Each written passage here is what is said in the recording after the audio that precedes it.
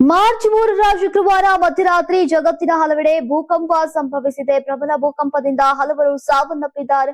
ಅಫ್ಘಾನಿಸ್ತಾನದ ಹಿಂದೂ ಕುಶ್ ಪ್ರದೇಶದಲ್ಲಿ 5.9ರಷ್ಟು ತೀವ್ರತೆಯ ಭೂಕಂಪ ಸಂಭವಿಸಿ 8 ಜನ ಅಂದ್ರೆ ಕನಿಷ್ಠ 8 ಜನರು ಸಾವನ್ನಪ್ಪಿದ್ದಾರೆ. ಜೊತೆಗೆ ದೆಹಲಿ, ನೋಯ್ಡಾ, ಗುರುಗ್ರಾಮ, ಚಂಡೀಗಢ, ಪಂಜಾಬ್ ಮತ್ತು ಜಮ್ಮು ಕಾಶ್ಮೀರದ ಉಧಂಪುರ್, ಪೂಂಚ್, ಕಾಶ್ಮೀರ್ ಕಣಿವೆ ಸೇರಿದಂತೆ ಉತ್ತರ ಭಾಗದ ಹಲವಾರು ಭಾಗಗಳಲ್ಲಿ ಭೂಕಂಪ ಅಂದ್ರೆ ಪ್ರಬಲ ಭೂಕಂಪ ಸಂಭವಿಸಿದೆ.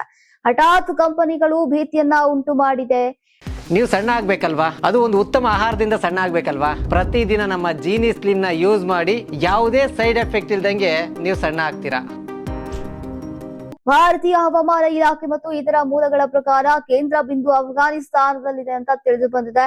ಕೆಲವು ಸೆಕೆಂಡುಗಳ ಕಾಲ ನೆಲ ನಡುಗಿದ್ದು ಜನರು ಭಯಭೀತರಾಗಿ ತಮ್ಮ ಮನೆಗಳು, ಕಚೇರಿಗಳಿಂದ ಹೊರಬಂದು ತೆರೆದ ಸ್ಥಳಗಳಲ್ಲಿ ಜಮಾಯಿಸಿ ಉದ್ಯಾನವನಗಳು ಮತ್ತು ಮೈದಾನಗಳಲ್ಲಿ ಜನರು ಗುಂಪುಗೊಂಡಿದ್ದಾರೆ. ಇಲ್ಲಿಯವರೆಗೆ ಯಾವುದೇ ದೊಡ್ಡ ಹಾನಿ ಅಥವಾ ಸಾವು ನೋವುಗಳ ಬಗ್ಗೆ ಮಾಹಿತಿ ಇನ್ನೂ ಕೂಡ ಲಭ್ಯವಾಗಿಲ್ಲ. ಆದ್ರೆ ಸರ್ಕಾರದಿಂದ ಪರಿಸ್ಥಿತಿಯನ್ನ ನಿರಂತರವಾಗಿ ಮೇಲ್ವಿಚಾರಣೆಯನ್ನ ಮಾಡಲಾಗ್ತಾ ಇದೆ. ಈ ಭೂಕಂಪವು ಈಗ ಅಫ್ಘಾನಿಸ್ತಾನ್, ತಜಿಕಿಸ್ತಾನ್ ಮತ್ತು ಗಡಿ ಪ್ರದೇಶಗಳಲ್ಲಿ ಸಂಭವಿಸಿದೆ. ಇದರ ಪರಿಣಾಮವಾಗಿ ಈಗ ಉತ್ತರ ಭಾರತದಲ್ಲಿ ವ್ಯಾಪಕವಾಗಿ ಕಂಡು ಬಂದಿದೆ. ಪಾಕಿಸ್ತಾನದ ಇಸ್ಲಾಮಾಬಾದ್, ಪಂಜಾಬ್ ಮತ್ತು ಪೇಶಾವರ ಪ್ರದೇಶಗಳಲ್ಲೂ ಕೂಡ ತೀವ್ರ ಕಂಪನದ ಅನುಭವ ಆಗಿದೆ ಅಂತ ವರದಿಯಾಗಿದೆ. ಇನ್ನು ಜನರಿಗೆ ಭಯ ಪಡಬೇಡಿ, ಯಾವುದೇ ವದಂತಿಗಳಿಗೆ ಗಮನ ಕೊಡಬೇಡಿ ಅಂತ ಸ್ಥಳೀಯ ಸರ್ಕಾರಗಳು ಮನವಿಯನ್ನ ಮಾಡಿವೆ.